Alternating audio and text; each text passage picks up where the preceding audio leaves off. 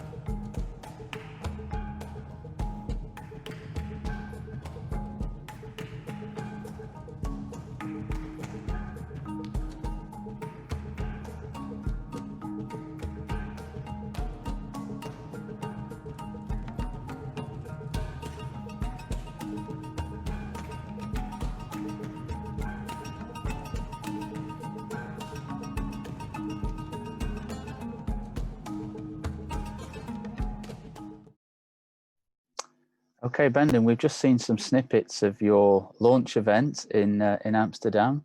Can you tell us exactly what is Dance for Beirut? Of course. Dance for Beirut is an initiative that, well, we had the idea for early in September. So, of course, after the horrible explosion that happened, there was a lot of humanitarian aid, also in the Netherlands, for example, being raised. I helped a little bit with that, and then learnt that the aid actually does not go to the performing arts. Whilst usually these fundraiser activities are lots of performing artists are involved. They're the ones who bring lots of audience in. And I found it quite strange then that it wouldn't have a part that goes directly to performing artists in a crisis area. And so I checked with some friends in Beirut, because I've had the joy of performing there before. And indeed, there wasn't anything really being done, whilst most of them, after getting over the initial shock, went out onto the streets, went and helped the neighbor clear all the glass that was there. Decor builders who worked in theaters would go out and make tables for people. But there's no specific aid going that direction. So I thought, I'm going to check here in the Netherlands, and contacted a few friends and people I know in the art scene. And we went, why don't we, although it's difficult for everybody, of course, with the Corona crisis, at least we still have our buildings here. We have a government, let alone one that even does something, at least to provide us with the bare minimum to survive here, if you don't have any other income. And so, yeah, from that, we thought, what can we do? And at that point, then the Amsterdam Dance event said, hey, this is a nice initiative. We'd actually also like to support it somehow, but we're happening in a few weeks' time. So we gathered all forces and said, we're going to go for it. We're going to try and launch our campaign, if we must call it that, during the Amsterdam Dance event. Okay. Yeah. And because they, of course, couldn't do anything live either, they'd built this big Netflix-like structure where people could then surf the Amsterdam Dance events and also visit our event. What you just saw was called, well, Hope. We started off with a 30-minute talk show where we invited artists from Beirut and artists from here who'd been working there to talk more about the situation of the artists. And then we went into the dance, which was basically a 2-hour-long improvisation by 15 different people on stage, directed by fate. So we had one of these really tacky, kitschy wheels of fortune, and the fate would spin it. And then depending on which number it became, we would then see an emotion appear, and that emotion then dictated what the artists would be doing together on stage. Okay, so that was the launch event here in Amsterdam, and how is this having an impact in Beirut or supporting performing arts in Beirut? Is it through raising donations or awareness, or how is it bridged? Yeah, we're doing both. So the straightforward one is, of course, we've set up here in the Netherlands a Woordenkunst campaign, basically asking people to donate to the performing arts there through the performing arts here. And we're also doing what we can to generate visibility. That's, as everybody knows, quite a challenge, especially in these days, competing with Netflix and the likes. And also what we want to do is to actually bring these artists in contact with each other. My dream is that artists around the world actually, will say, look, why don't we also pay attention to our peers and raise funds for those who are in a crisis situation? And with Dance for Beirut, we're trying to set an example, if you will, and give people here, artists here, the possibility to do something for artists in Beirut. And the nice thing was, it already started. So the Yedita is a performing artist, electronic music and singer, who said, look, I'm going to write a song in one day, and what I managed to raise for that is going to Dance for Beirut. And that's what we're now doing, is trying to reach out to other artists and say, hey, would you also start doing small or big, if they want, charity events, so that in any case you talk to your audience, and that way you also bring your audience in contact, or again, bring the awareness to your audience about the situation there. So why do you feel it's important to bring awareness or to support performing arts there in Beirut? What difference can that make after a crisis like this? I have a very firm belief. I was trained, by the way, as a cellist and a conductor, and then went and did business school afterwards.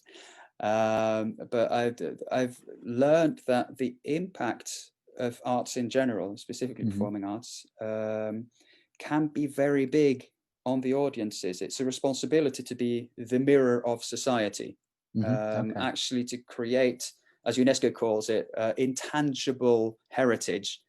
So to say, we with information and knowledge from the past, we create a picture of the here and now, which can have an influence on our audiences now, but also might be projected into the future. And well, there's one thing that people always say about the arts, it connects everybody. I actually really believe that. And especially when your society has been blown apart, whether that's through politics or whether it's literal, are unfortunately here the combination of both. Artists are the ones, it's the basis of urbanization too, isn't it? Put some artists there, something will start happening, it will attract other people, and then your city develops. Well, let's be proud of that as artists, but also promote it as artists, and at the same time as audiences or as partners or as governments even say, like, bravo, well done, yes, we're gonna give you the necessary attention, we're going to try and provide you with the funds, with the time, with the recognition and acknowledgement, and that way I think you can again at least start planting these seeds in this desert or in the ruins, and give plants and people a chance to grow again. Very good. Okay, thank you. I certainly share your thoughts and feelings on art's ability to connect and create empathy and overcome situations like this and heal. Let's bring this around to where we are today on this International Day for Tolerance. Do you see intolerance in this situation that is needing to be addressed? Or alternatively, do you see as a byproduct of Dance for Beirut, either in the Netherlands or in Beirut itself, an increase of tolerance between people that are engaged in the project? Unfortunately, there definitely is intolerance. Even some of the speaker guests we had, for example, Janneke Rinsema, a Dutch comedian, stand-up comedian, went to Beirut for workshops for 2 months, and she was shocked by how difficult it was for people to just be able to out their opinion, even if it's in the form of satire or comedy.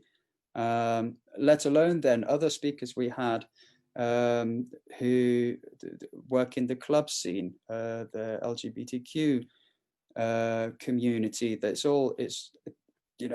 Just being there is already a risk.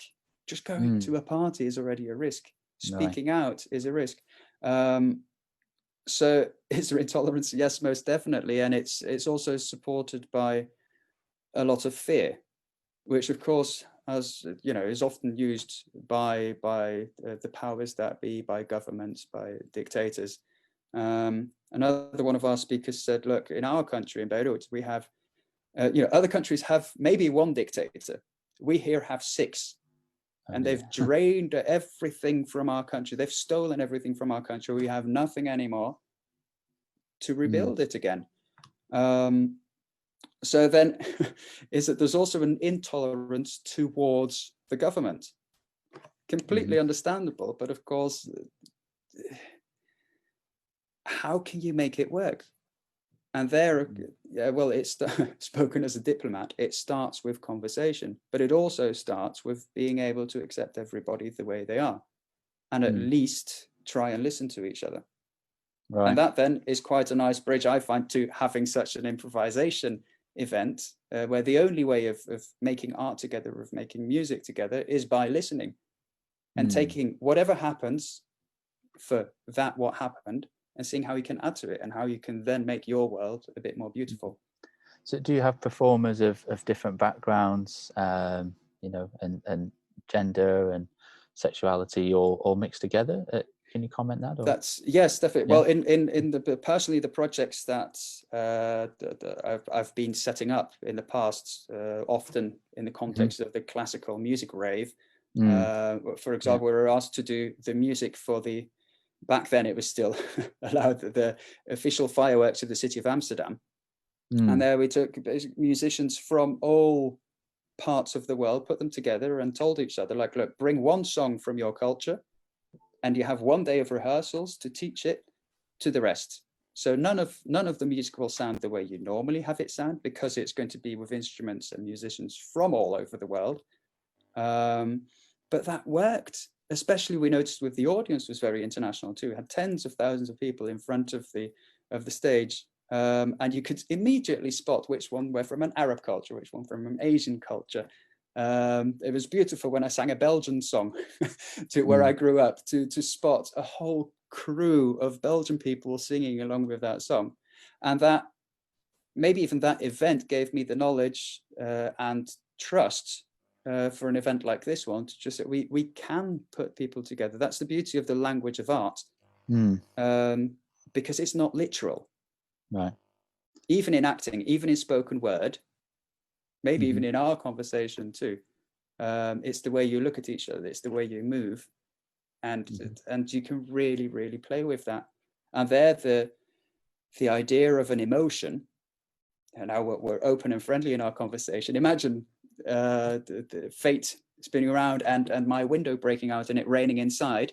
I would probably change the emotion of this conversation. You would probably pick up on it.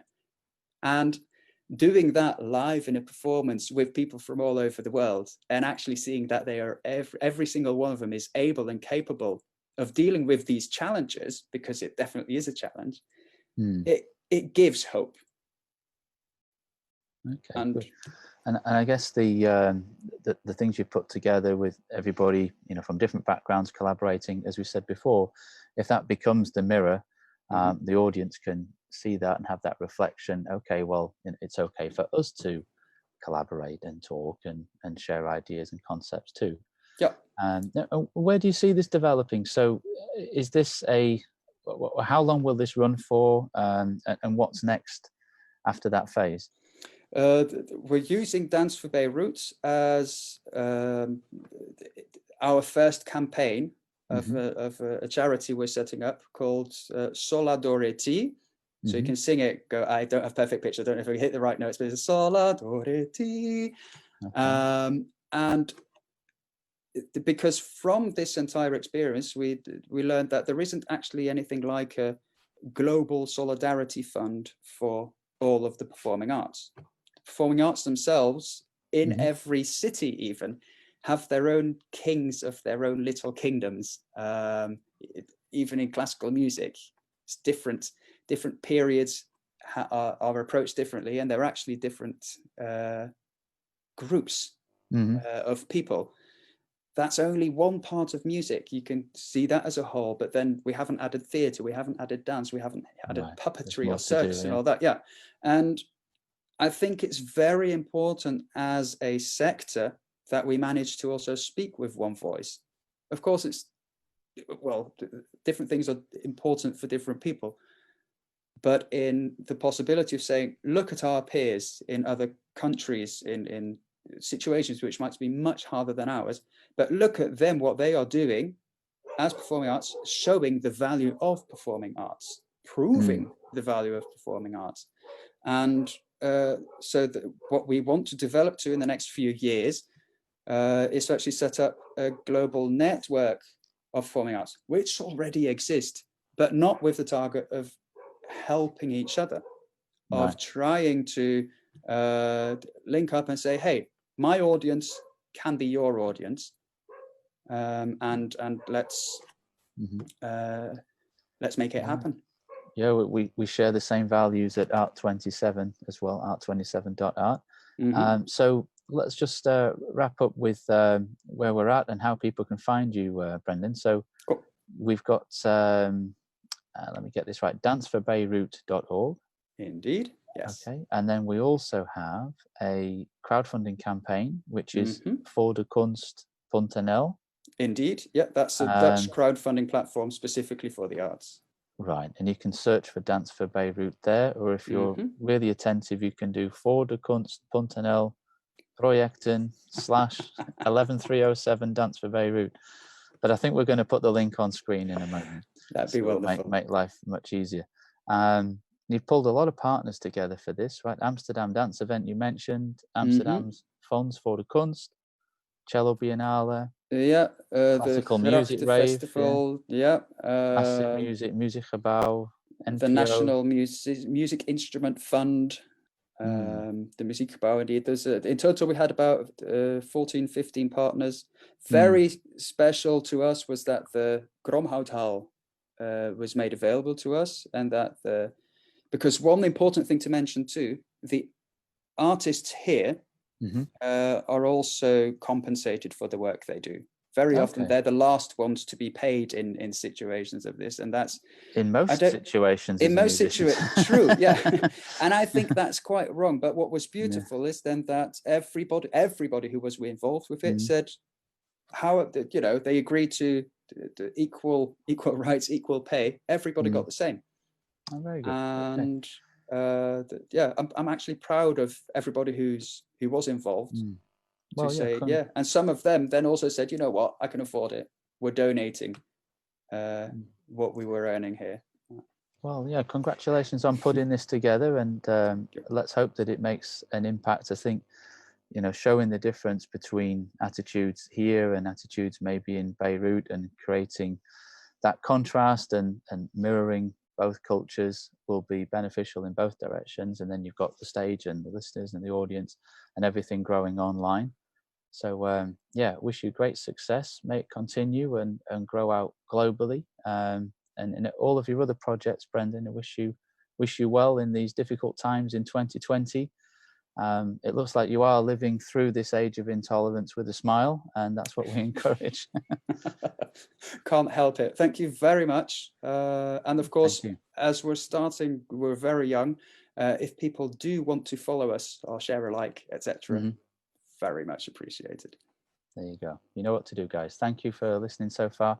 We have another speaker in just 5 minutes, John Speyer from Music in Detention. So please join us again in 5 minutes. Thank you. Thanks, Brendan.